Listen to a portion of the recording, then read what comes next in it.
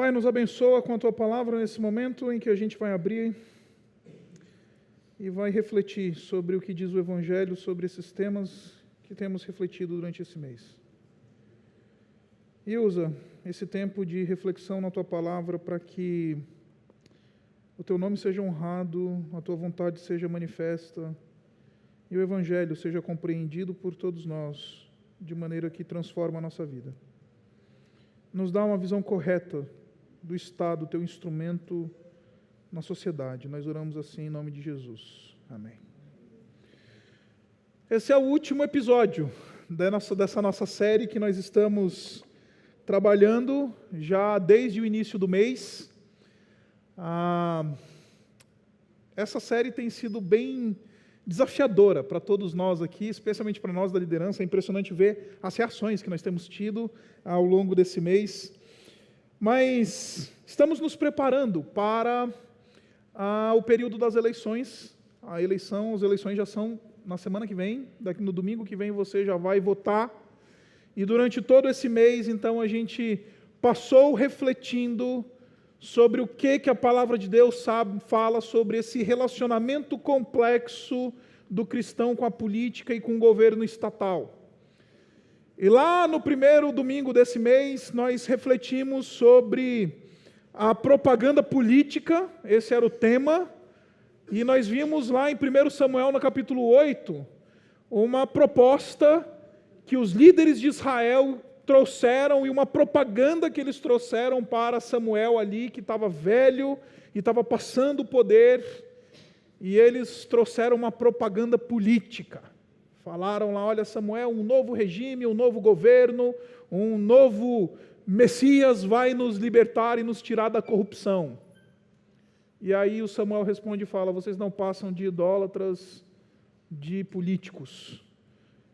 E Deus então age ali e pune o povo de Israel pela sua idolatria política, dando-lhes a idolatria que eles querem.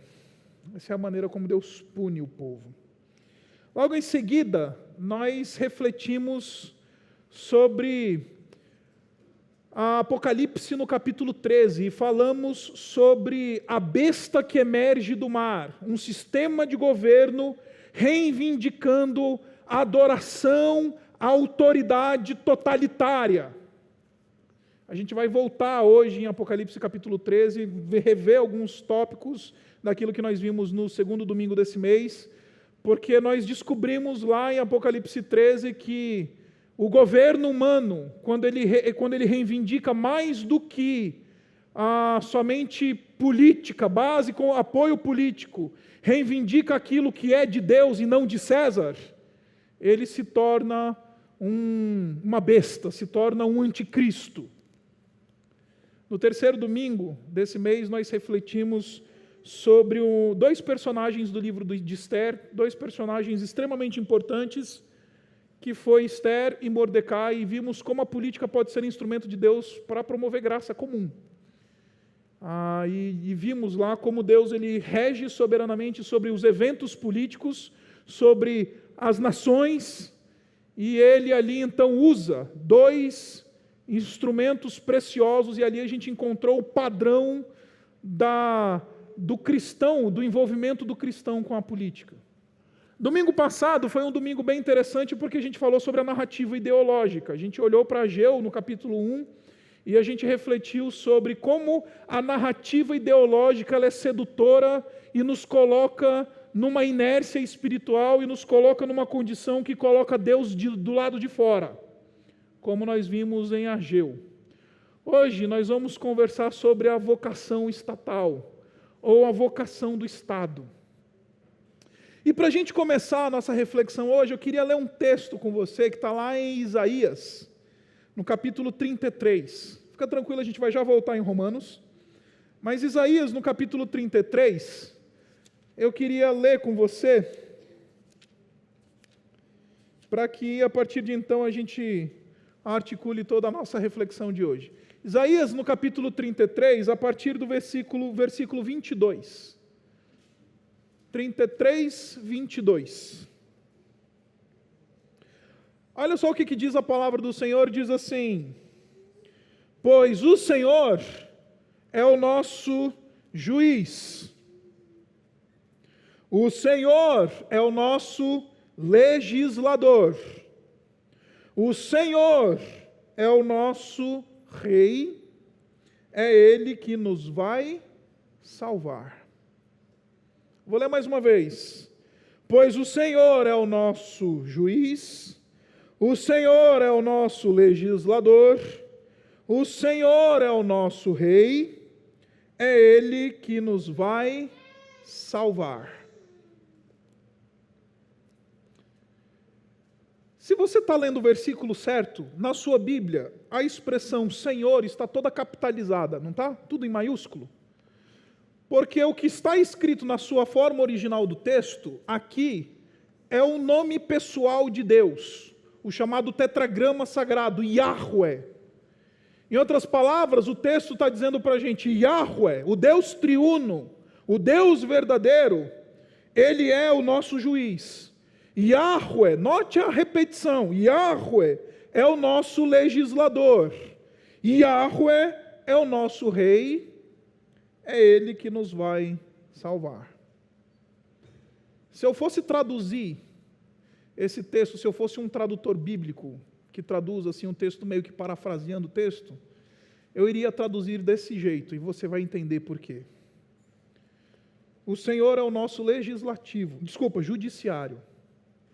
O Senhor é o nosso legislativo, e o Senhor é o nosso executivo, é Ele que nos vai salvar.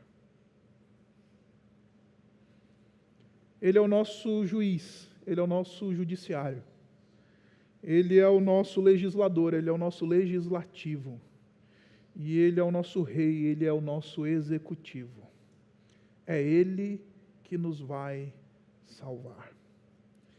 Por que eu estou falando isso para você? Esse texto ele deixa muito claro que somente o Senhor, Yahweh, Ele pode reivindicar todo o poder. Ele pode concentrar os poderes em sua mão. Deus é o único que pode reivindicar poder absoluto. O único que tem direito de reivindicação de um governo absoluto, totalitário, soberano, é Deus. O único que pode dizer, eu vou mandar e governar absolutamente, e o único que pode dizer, eu serei aquele que vai salvar os que estão debaixo de mim, é Deus. Ele é o nosso judiciário, Ele é o nosso STF, Ele é a nossa Câmara Legislativo, ou o Senado, se você quiser colocar assim. Ele é o nosso executivo. A tradição cristã, ela tem, à luz desse texto e outros na palavra de Deus, afirmado isso, que a autoridade absoluta pertence ao Senhor. Governo absoluto pertence ao Senhor. E todo aquele que deseja reivindicar isso, como nós vimos em Apocalipse capítulo 3, ele é um anticristo. Porque ele está reivindicando uma autoridade que não lhe pertence. Ele está reivindicando para si um modelo de governo, algo que não lhe pertence. O único que pode dizer, toda a autoridade me foi dada, é o Senhor Jesus Cristo.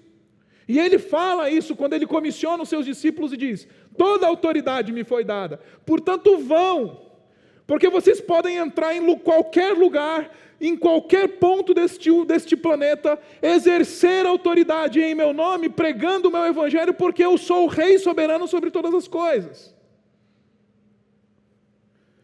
Abraham Kuyper, um teólogo holandês, ele chegou a ser primeiro-ministro dos Países Baixos, ali na região da Holanda. Ele tem uma frase célebre que diz que não há 1 centímetro quadrado da existência humana sobre o qual Cristo, que é soberano sobre tudo, não diga, é meu. Não há 1 centímetro quadrado da existência humana sobre o qual Cristo, que é soberano sobre tudo e sobre todos, não diga, não reivindique, é meu.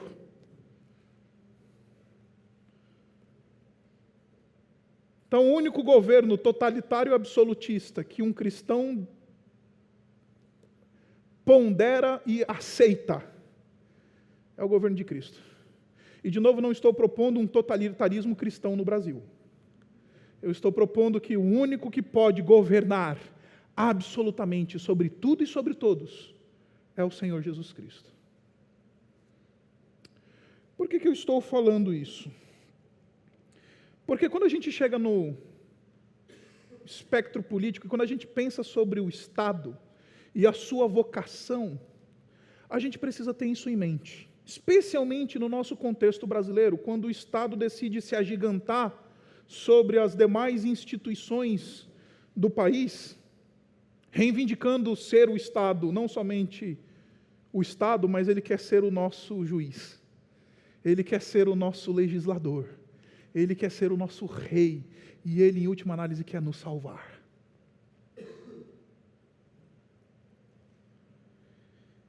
Só que aí, os reformados do século XVI, eles propuseram uma máxima que dizia: rebelião aos tiranos, rebelião a esses indivíduos que desejam ser o nosso juiz, que desejam ser o nosso legislador, que desejam ser o nosso rei, que desejam ser os nossos redentores, que querem se arrogam de uma autoridade que não tem. Rebelião a esses indivíduos é obediência a Deus. Rebelião aos tiranos é obediência a Deus, porque todo indivíduo e todo modelo de governo que se levanta como uma besta que emerge do mar, querendo mais do que só poder humano, querendo ser Deus, querendo ser redentor, querendo concentrar todo o poder na sua mão, este é um tirano que rouba a autoridade que só pertence ao Senhor. Agora vá para Romanos, texto que nós acabamos de ler.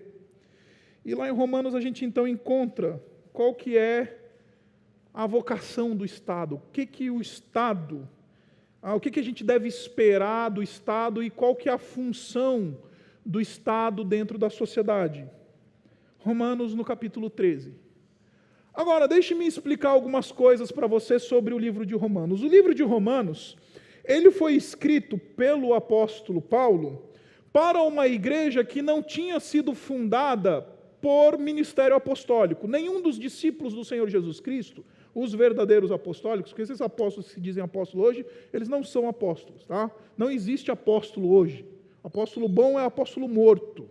Apóstolo bom é apóstolo que foi comissionado por Jesus Cristo. Esses são os verdadeiros apóstolos. Nenhum dos discípulos do Senhor Jesus Cristo, eles fundaram a igreja de Roma. Muito provavelmente a igreja de Roma, ela foi fundada pelo ministério de Áquila e Priscila, que eram cidadãos romanos e que eventualmente foram até expulsos de Roma por causa da sua fé no Senhor Jesus Cristo. Então, o apóstolo Paulo, ele estava interessado em se aproximar dessa igreja que ficava em Roma, porque, na verdade, ele queria ir até Roma para fazer uma ponte para chegar na Espanha. Esse era o desejo do apóstolo Paulo. Se você voltar no livro de Atos, ou se você ir no final do livro de Romanos, você vai descobrir que o apóstolo Paulo, nas suas viagens missionárias, ele na última viagem dele, ele estava desejoso de ir para a Espanha. E como é que ele ia chegar na Espanha? Por meio de Roma. Ia parar em Roma, receber auxílio e abençoar aquela comunidade e de lá de Roma ir para a Espanha. Então, nesse projeto que ele tinha, ele decide então escrever essa carta aos romanos. De novo, uma igreja que não tinha sido fundada por ministério apostólico. Por que isso é importante? Porque uma igreja que não tinha sido fundada por ministério apostólico precisava ouvir o Evangelho, a sã doutrina, precisava receber uma bagagem teológica profunda, precisava ser doutrinada na fé cristã. É por isso que o apóstolo Paulo escreve então no livro de Romanos o maior dos compêndios teológicos que esse mundo já viu. Porque ele está desejoso de instruir uma igreja que não tinha sido fundada por ministério apostólico.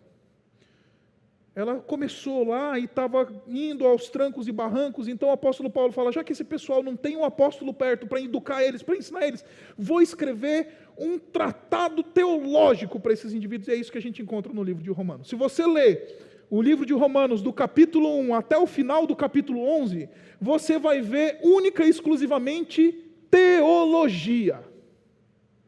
É o livro mais profundo de toda a Bíblia, junto com Isaías e talvez Daniel. É um compêndio teológico, porque o apóstolo ele quer doutrinar e educar aquela igreja que não tinha um apóstolo por perto. E aí depois que ele educa, depois que ele ensina, até o final do capítulo 11, ele fala sobre justificação, ele fala sobre eleição, ele fala sobre redenção, ele fala sobre a conversão, sobre a proclamação do evangelho, sobre a obra do Espírito, ele fala sobre a nossa filiação em Cristo, ele fala sobre a adoção dos santos, ele fala sobre quase todos os temas ligados à salvação do cristão. Depois disso, ele começa no capítulo 12, aquilo que a gente chama de a porção prática. Ele começa a aplicar toda essa doutrina que ele ensinou. E aí no capítulo 12 ele diz assim, portanto, você conhece o texto, rogo-lhes, irmãos, pelas misericórdias de Deus, que ofereçam em sacrifício vivo, santo e agradável a Deus, e este é o vosso culto racional. Então vocês conhecendo toda essa doutrina, vocês sendo indivíduos que aprenderam o evangelho, agora vocês precisam viver de acordo com esse evangelho. Vocês precisam ser esse sacrifício vivo ao Senhor, uma vez que agora vocês conhecem o que o Deus espera de vocês, conhecem o conteúdo do evangelho. E o que significa ser um sacrifício vivo ao Senhor? Primeiro, vocês precisam ter a mente renovada. Ele vai dizer, renovem a mente de vocês, sejam renovados. Segundo, estou só lendo o capítulo 12, parafraseando o capítulo 12, vocês precisam ter relações uns com os outros, baseadas em graça e em amor. Tratem uns aos outros de maneira que honram uns aos outros, sejam amáveis uns com os outros. Isso é ser um sacrifício vivo e aceitável ao Senhor. Não somente isso, tratem os seus inimigos e não busquem vingança. Tratem os seus inimigos com graça e com bondade. Isso é ser um sacrifício vivo ao Senhor. E finalmente, no capítulo 13, é ser um sacrifício vivo e agradável ao Senhor, sujeitar-se às autoridades. Por isso que ele começa no versículo 13 dizendo, todos devem sujeitar-se às autoridades governamentais, pois não há autoridade que não venha de Deus. Ser um sacrifício vivo, santo e aceitável ao Senhor, significa sujeitar-se à autoridade. Significa ser um cidadão que reconhece o papel e a função do Estado. Isso é ser um sacrifício santo e agradável a Deus. Não é só cantar para Jesus. Não é só participar do culto. Não é entender o seu papel e o seu lugar dentro da sociedade. E ele diz isso porque ele fala uma coisa muito importante sobre o Estado. Ele fala isso sobre o Estado, por quê? Porque ele está dizendo para nós que o Estado é uma instituição divina. O Estado, ele não é uma invenção dos homens. A autoridade governamental não é um modelo político ou um modelo governamental que a gente inventou, mas é uma instituição divina. Assim como Deus instituiu a família lá no jardim, assim como Deus instituiu as artes e a cultura por meio do mandato de cultura no jardim, assim como Deus instituiu a igreja por meio do mandato espiritual, convidando homens a andarem perto dele, Deus também instituiu o Estado. A autoridade procede de Deus. Não há ninguém que diga, eu não vou me submeter à autoridade sem que esteja se voltando contra Deus. O Estado tem um papel. Então, o que eu estou querendo dizer para vocês é que no espectro político, quais são os movimentos que um cristão deve rejeitar? O primeiro é o movimento totalitário, aquele que diz: eu sou o seu juiz, eu sou o seu legislador, eu sou o seu rei, eu vou te salvar. Toda e qualquer forma de totalitarismo, inclusive um cristão, deve ser rejeitado pelos cristãos verdadeiros. Mas toda e qualquer forma de anarquia, que diz, não queremos Estado, também deve ser rejeitado por Deus. Por quê? Porque Deus que criou o Estado, Deus que diz qual que é a função e a vocação do Estado. E o interessante, se você olhar comigo no versículo 4, o versículo 4 vai dizer que o Estado é serva de Deus para o seu bem. Deus, ele media a sua soberania por meio dos governantes, por meio do Estado, por meio daqueles que foram revestidos de autoridade. Daniel, no capítulo 4, no versículo 25, vai dizer que Daniel vai falar para o Nabucodonosor e ele diz assim: o Altíssimo reina sobre os reinos dos homens, e ele os dá a quem quer. O Altíssimo governa sobre o reino dos homens, e ele os dá a quem quer. Deus, ele governa soberanamente por meio da sua providência, por meio da autoridade. Não há nenhuma autoridade que não seja instituída por Deus. Então, a primeira coisa que a gente precisa entender sobre a vocação do Estado é que o Estado é uma instituição divina que existe para o nosso bem. Deus, ele governa sobre nós por meio dos governantes que ele instituiu. E não somente sobre a igreja ou sobre os cristãos que também são cidadãos em um determinado país, em uma determinada nação. Deus governa até sobre os pagãos, sobre aqueles que não reconhecem a Deus. Por que eu estou falando isso? Porque eu tenho visto hoje em dia um movimento, especialmente dentro das nossas igrejas, que diz que o Estado não presta para nada, o Estado não tem valor, o Estado não serve, o Estado só nos mata e tudo mais. E eu concordo em parte com esse discurso. Quando o Estado decide se agigantar sobre nós e reivindicar aquilo que Isaías, o texto que a gente acabou de ler, reivindica, ele de fato mata, ele de fato oprime, ele de fato exige de nós aquilo que é dado a Deus. Mas o Estado tem o seu lugar na sociedade. O Estado é importante para mediar as relações na sociedade, porque ele é instrumento de Deus. Agora, o Estado, ele é, como eu disse para vocês, um ministro de Deus de autoridade delegada. O que eu estou querendo dizer para vocês é que o Estado, ele perde a sua legitimidade quando ele perde a compreensão de que a autoridade que ele tem, ela é delegada. E deixa eu explicar para você. O versículo 3, tá? Ele diz o seguinte: pois os governantes não devem ser temidos a não ser pelos que praticam o mal. Você quer viver livre do medo da autoridade? Pratique o bem, e ela o enaltecerá, pois é serva de Deus para o seu bem. É interessante que aqui a palavra que o apóstolo Paulo usa é uma palavra que você conhece quando diz que o Estado é serva.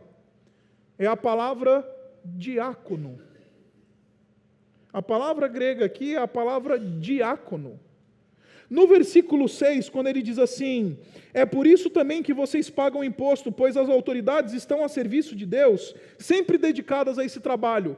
Aqui o apóstolo Paulo vai usar uma outra palavrinha, que eu não sei se você já ouviu falar, mas é uma palavrinha que comunica a ideia dos indivíduos que faziam um serviço no culto. A palavra leuturgos.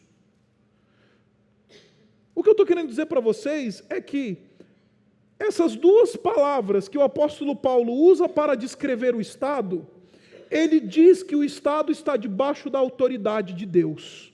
O Estado, ele tem uma autoridade delegada, ele exerce uma autoridade que ele recebeu de alguém que está acima. O diácono é servo, o ministro é servo.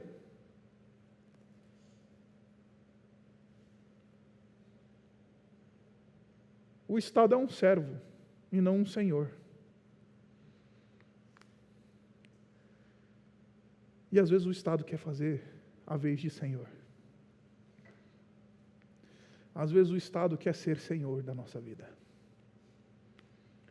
Às vezes a gente deposita uma confiança no Estado de senhor. E fala, o Estado tem que me dar uma aposentadoria e me sustentar na velhice. O Estado é o meu senhor. E de novo, não estou entrando no mérito da questão da previdência. É que às vezes a gente só se sente seguro se o Estado me segurar. A gente só se sente amparado se o Estado me amparar. A gente só se sente protegido se o Estado me proteger. A gente só se sente cuidado se o Estado cuidar de mim. O Estado, ele não é senhor. O Estado é diácono. O Estado é servo. O Estado não tem direito de reivindicar uma autoridade de senhor. A sua autoridade é delegada de servo. Ela é serva para o teu bem. Então, a primeira coisa que a gente aprende sobre o Estado é que o Estado é uma instituição divina. A segunda coisa que a gente aprende sobre o Estado é que o Estado exerce uma autoridade delegada. A terceira coisa que a gente aprende sobre o Estado é que o Estado, ele é instrumento de punição. Olha só o que ele diz a partir do versículo 4. Ele diz assim, parte B do versículo, mas se você praticar o mal, tenha medo, pois ela não porta a espada sem motivo. É serva de Deus, agente da justiça, para punir quem pratica o mal. Qual que é a vocação do Estado? Promover o bem. É serva para teu bem. Como ela faz isso? Punindo o que faz o mal. O Estado, o que eu estou querendo dizer para vocês, meus queridos, é que o Estado é um dos instrumentos de Deus no mundo para refrear o mal no mundo. Deus, ele refreia o mal no mundo, não somente por meio da pregação do Evangelho, não somente por meio da ação da igreja, mas o mal também é refreado neste mundo por meio do seu instrumento que Deus tem, o Estado. O Estado tem essa função de refrear o mal na sociedade. Essa é a vocação estatal. Na medida em que o Estado refreia o avanço do mal, ele promove o bem do cidadão de bem. Na medida em que o Estado pune aquele que pratica o mal, ele protege o cidadão de bem. Então, o que eu estou querendo dizer para você é que o Estado tem uma vocação ímpar, que ele compartilha somente com a igreja e com o Evangelho. Refrear o mal no mundo. Como é que Deus refreia o mal? A volúpia de mal e pecaminosa que há no homem, neste mundo. Pregando o Evangelho. Pela ação da igreja. E pelo punir do Estado. Deus refreia o mal por meio do ministério de punição do Estado. Agora, a gente precisa entender esse mecanismo de punição que Deus concedeu ao Estado. O primeiro deles é o fato de que a autoridade, ela é ministra vingadora, talvez é assim que a sua versão diz. O Estado existe para vingar o mal. Essa é uma palavrinha grega que o apóstolo Paulo usa, se referindo ao Estado como ministro vingador. Por quê? Porque esse mecanismo de punição, ele, primeiro, é em relação ao que pratica o mal. O Estado tem que devolver, gente. É o Estado que vinga. É o Estado que tem o poder de retaliação. E por que é o Estado? Porque a nossa volúpia vingativa sempre é distorcida. Se você me der um tapa na minha cara, eu não quero só dar um tapa na sua cara. Eu quero pegar você e esfregar a sua cara no asfalto. Porque a justiça humana ela é corrompida. A nossa justiça individual, não tem esse negócio de eu vou fazer justiça com as minhas próprias mãos. Sempre é uma medida imprópria, sempre é uma volúpia vingativa distorcida. A gente não sabe se vingar e retaliar o mal. Acredite, você que é pai, você sabe do que eu estou falando. Você às vezes precisa retaliar o mal dentro da sua casa, né?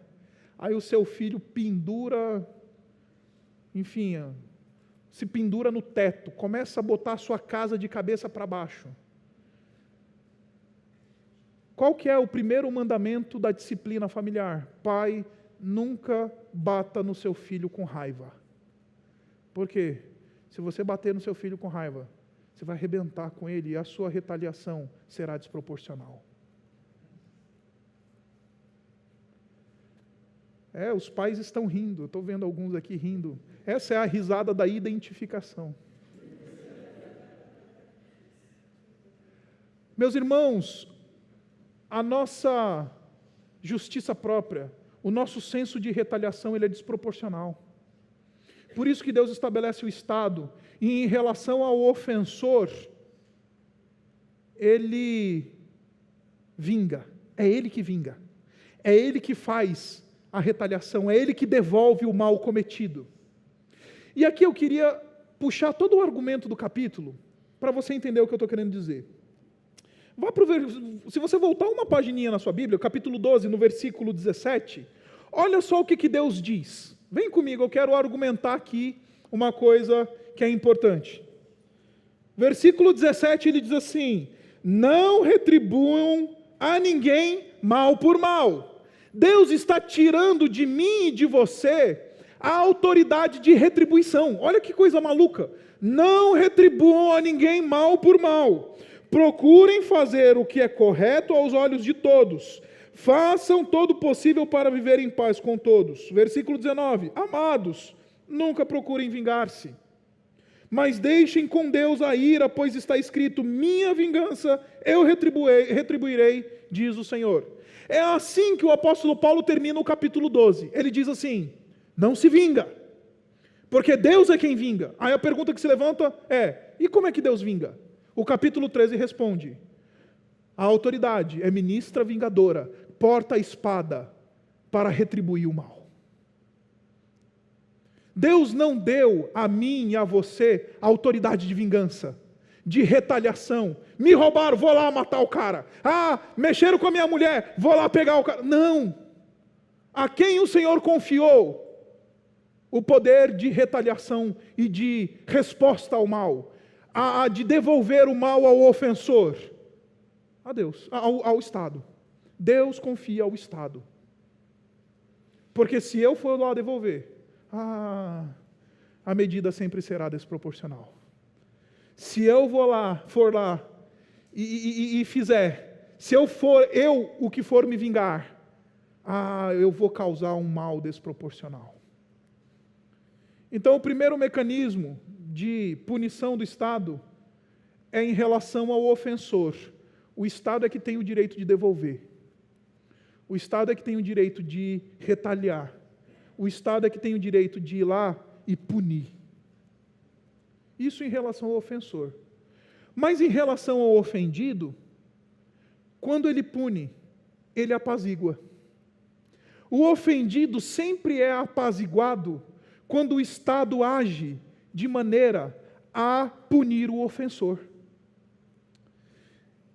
Eu lembro que alguns anos atrás a gente teve uma discussão violenta sobre aquele menino, o João Bernardo, se não me engano é o nome dele, que o menino que foi arrastado pelo cinto de segurança pelas ruas do Rio de Janeiro, da Baixada Fluminense, quando os pais foram assaltados. E eu lembro que abriu no Brasil uma discussão maluca sobre maioridade penal, sobre pena de morte, sobre uma série de discussões. E eu lembro que naquela época, todo mundo falou, menos os pais do João Bernardo. Ninguém deu ouvidos ao ultraje do pai que perdeu o filho. Falaram do bandido que matou lá a criança, falaram da criança que foi vítima, falaram do Estado que não cuida, falaram do Estado que não proveu uma educação para esses bandidos não serem bandidos, falaram de tudo. Não vi ninguém falando daquele que tinha sido ultrajado e tinha sido a vítima. Aí depois de uns tempos eu descobri que tinha uma entrevista dos pais desse menino na TV. Fui atrás, achei. Resumindo, a entrevista era nada mais, nada menos do que um senso de ultraje, um grito de ultraje. Ninguém pune os malfeitores que mataram e arrastaram meu filho pelas ruas do Rio de Janeiro. O que eu estou querendo dizer para vocês, meus irmãos, é que o Estado ele tem essa função extremamente importante, porque ele não somente devolve em relação ao ofensor, mas ele apazigua, quando pune o ofensor, o ofendido. Ele acalma o senso de ultraje. E meus irmãos, no nosso país, se eu tenho uma crítica em relação ao chamado sistema judiciário desse país, é esse. Porque ele não pune. Sempre a vítima fica com seu ultraje para engolir o seu ultraje goela abaixo. Então, o apóstolo Paulo está dizendo, sabe o que você faz com o seu ultraje? Confia no Senhor. Porque quando o Estado ele faz aquilo que Deus quer que ele faça, você terá o seu ultraje redimido. Você vai ter o seu ultraje tratado. Você vai ser você que é a parte ofendida, você não vai ficar a ver navios. Agora, quando o Estado não pune, meu amigo, vai conversar com a mãe do João Bernardo. João Bernardo não, João Hélio, se não me engano. Terceiro, o Estado ele pune porque ele precisa produzir um temor didático e reverencial. O que eu estou querendo dizer para você? Olha só o que ele diz. Versículo 3, pois os governantes não devem ser temidos, a não ser pelos que praticam o mal. Em outras palavras, o Estado tem que ser temido, sim. A autoridade tem que produzir temor. E falar isso nesses dias de coxinhas e mortadelas é complicado, mas eu não tenho problema com isso não, estou falando do Evangelho, se você não gostar, é com o Evangelho que você vai ter que se ver. Estado existe para produzir temor didático e referencial. Para que aquele que é dado à prática do mal, ele pense duas vezes. Porque quando o Estado cumpre o seu papel, o malfeitor pensa duas vezes. Aquele que pratica o mal, ele pensa duas vezes. Precisa produzir temor. Tema. Se você pratica o mal, tema. É isso que o apóstolo Paulo está dizendo. O Estado existe também para produzir temor. Um temor didático. Um temor reverencial. Eu lembro quando eu era criança, eu sou o mais novo de 3. E existe uma distância muito grande entre eu e as minhas irmãs mais velhas. Então, quando eu era criança, acredite, eu já fui pequeno um dia. Quando eu era criança, eu só apanhava em casa. Era o mais novo, as minhas irmãs bem mais velhas do que eu só apanhava em casa. Eu era o saco de pancadas das minhas irmãs. Elas batiam em mim, elas judiavam de mim e tal. E eu descobri um mecanismo.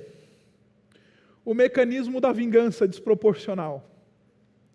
Eu gostava de me vingar nas coisas delas. Já que eu não conseguia brigar com elas, ir lá e retribuir lá no punho, eu me vingava depois, nas coisas. E um dia meu pai me chamou e falou, meu filho, o negócio é o seguinte, se as suas irmãs procurarem você e te fizerem mal, é comigo que você tem que vir conversar. Você não pode e não deve se vingar nas coisas delas, nos brinquedos delas, nas coisas delas. Eu adorava pegar as coisas de menina, maquiagem, não sei o que, as coisas eu jogava no mato. E meu pai falava, não se vingue. Está vendo a volúpia da criança? Volúpia vingativa desproporcional. Tá bom, pai. Se você se vingar nas coisas, eu vou disciplinar você. Mesmo que você tenha sido ofendido e tenha sido atacado por elas. Tá bom, pai. Belo do dia, estávamos nós 3 em casa sozinhos. E sempre quando os pais saem de casa, vai dar algum problema, né? Os pais sabem disso aqui. Começou uma briga feia lá em casa por causa do videogame. O videogame era meu, e as minhas irmãs simplesmente falaram assim, não interessa se o videogame é seu, hoje é a gente que vai jogar. Fiquei injuriado com aquilo, tentei contra-argumentar, até que eu levei um safanão da minha irmã. Falei, é? A volúpia vingativa desproporcional. Tá bom. As minhas irmãs, elas tinham uma coleção de Barbies. Devia ter pelo menos umas 50 Barbies na minha casa naquela época. Peguei um saco. Cada Barbie no saco. Desfrutando do sabor da vingança.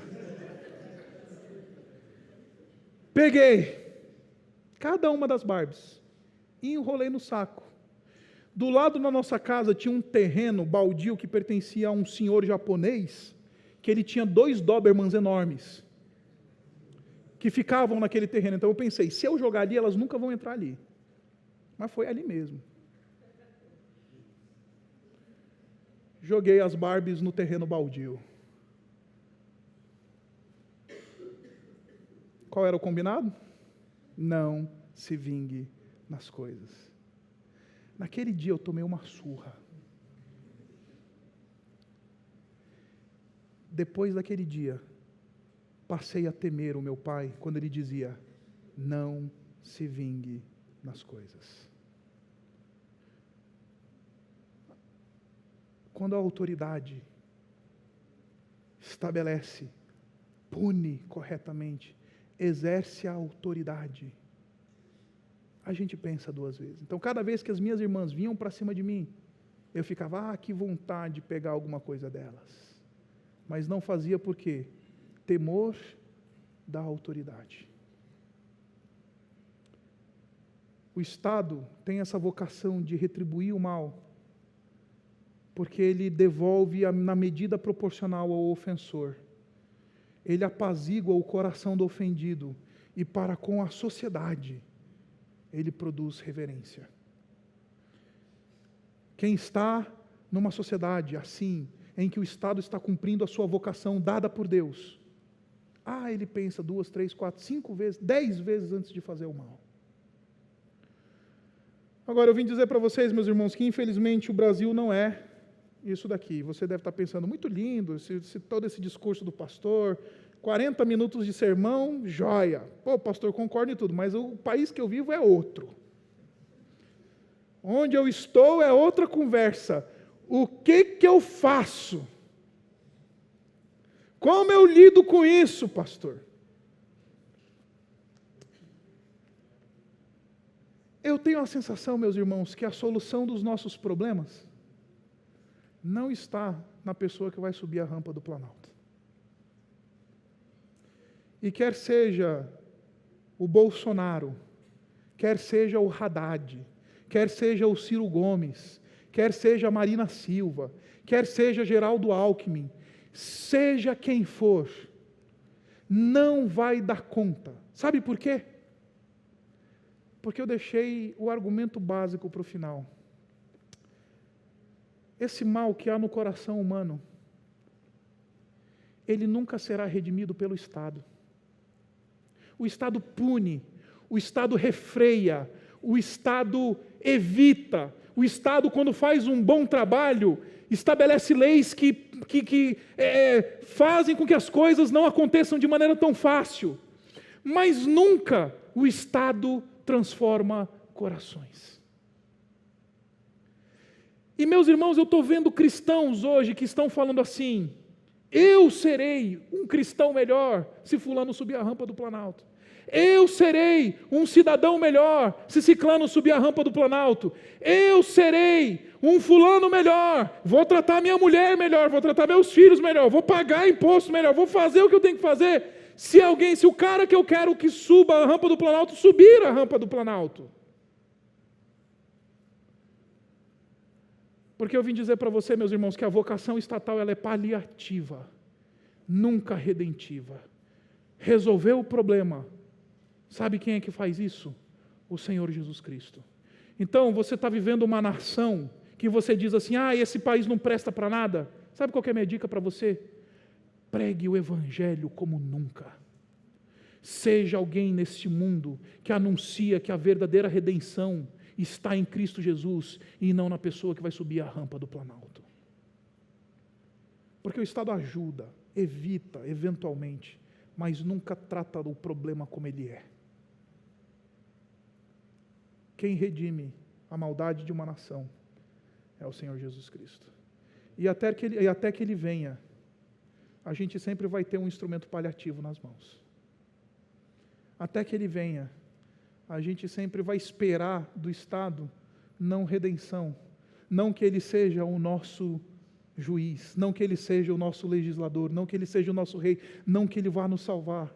A gente espera do Estado que Ele seja isso, um agente instituído por Deus, que tem uma autoridade delegada para o nosso bem e o bem social, punindo malfeitores, refreando o mal que há no coração humano, até que o Senhor Jesus Cristo volte. Portanto, eu quero encerrar essa série fazendo um convite a você. A gente passou 5 domingos pensando sobre essas coisas. A gente passou 5 domingos refletindo sobre essas coisas. E semana que vem a gente vai para diante das urnas e votar. Eu queria dizer para você, eu tenho a sensação de que durante esses 5 domingos você entendeu o nosso recado, que é: não importa quem vai subir a rampa, a esperança do cristão está em Cristo Jesus. Eu espero que nesses 5 domingos você tenha entendido que o que você deve esperar da autoridade que vai subir a rampa do Planalto. Que você saiba o que a palavra de Deus diz, como você vai se relacionar com aqueles que vão ser instituídos e vão ser revestidos de autoridade. Eu espero que nesses 5 domingos tenha ficado claro para você que nós, como igreja do Senhor Jesus Cristo, temos que influenciar debaixo do temor do Senhor, orando por esses indivíduos que vão ser revestidos de autoridade a partir do ano que vem.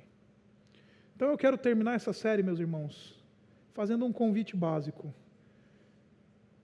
fazendo aquilo que a palavra de Deus diz. Vamos nos ajoelhar e orar pela nossa nação, orar pelo Estado, orar pelo futuro presidente, ou presidente, mulher, não presidenta. Esse é um estupro da língua portuguesa. Vamos orar pelo nosso povo, porque é de joelhos que a gente começa a fazer uma mudança nesse país, e o povo de Deus vai fazer uma mudança verdadeira nesse país, é de joelhos, e não botando lá crente, gente que se diz pastor, ministro, isso ou aquilo. A nossa relevância está quando a gente dobra os nossos joelhos. Então eu queria convidar você, se você puder, tiver condição, se colocar de joelhos. E juntos nós vamos orar pelo nosso país e vamos orar pela nossa nação. E assim vamos encerrar essa série que pondera sobre política.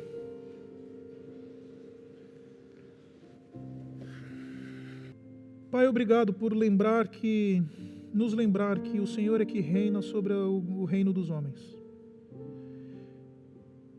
E é o Senhor que entrega a quem o Senhor quiser. E Pai, na semana que vem vamos votar. Vamos eleger aqueles que nós julgamos ser os nossos representantes. E Pai, a Tua palavra diz que nós temos que orar por esses indivíduos. E estamos aqui, orando, pedindo que o Senhor use esse tempo tão difícil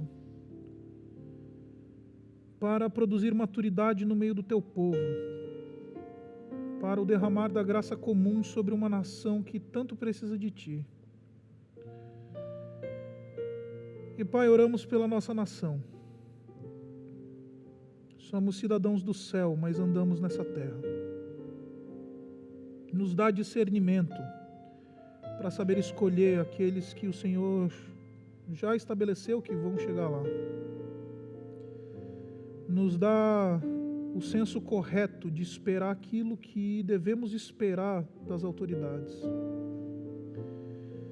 Senhor, ajuda-nos a não confiar a nossa fé e a nossa esperança em discursos ideológicos, em partidos políticos, em representantes políticos, mas que a Tua igreja tenha a esperança voltada a Cristo Jesus.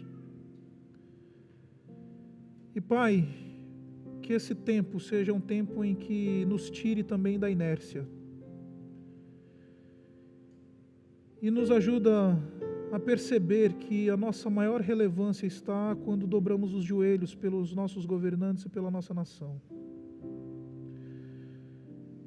E faz de nós, ó Pai, um povo comprometido com o Evangelho, o Teu instrumento de verdadeira redenção. Ajuda-nos a lembrar que a maldade desse país, a corrupção desse país, os crimes que acontecem, tudo aquilo que produz e é efeito do mal nessa terra, tudo isso vai ser redimido pelo Evangelho, por Cristo e não por um falso redentor. E Pai, nos livra de uma idolatria política. Nos livra de achar e crer que o nosso Redentor vai se assentar no Planalto. Nos tira, Pai, do vazio existencial que a ideologia produz. E Pai, nos ajuda a sermos fiéis e leais à bandeira do Teu reino, não de um partido. E nos usa, Pai, como instrumentos Teus. Faz de nós, ó Pai, povo que proclama a beleza do nosso Redentor, a bandeira do nosso Redentor, a justiça que há na cruz do nosso Redentor, para que de alguma forma o Teu povo possa ser instrumento Teu de redenção. O Teu povo possa ser aquele que anuncia as virtudes daquele que nos chamou das trevas para a Tua luz. E independente, ó Pai, daquilo que for acontecer, que o nosso coração e a nossa esperança estejam em Jesus. Então nos dá discernimento para ponderar candidatos, nos dá sabedoria para julgar valores, nos dá um senso, ó Pai, de joelhos dobrados e não de punhos cerrados, para que de alguma forma possamos experimentar a Tua graça sobre essa nação. E se o Teu povo, que se chama pelo Teu nome, se humilhar e orar, o Senhor vai ouvir dos céus e vai sarar a nossa terra. Essa é a Tua promessa, Pai. Então pedimos que o Senhor faça isso em nós e por meio de nós. Nós oramos assim em nome do Senhor Jesus. Amém.